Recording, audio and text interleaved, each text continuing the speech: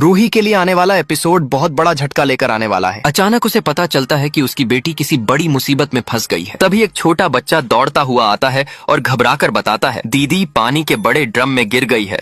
यह सुनते ही पूरे घर में हड़कंप मच जाता है। बच्चा तुरंत नाहर को बुलाने के लिए दौड़ पड़ता है। नाहर बिना एक पल गंवाए मौके पर पहुंचता है और पानी के ड्रम में झांक कर देखता है। अंदर छोटी बच्ची डरी हुई होती है और मदद के लिए पुकार रही होती है।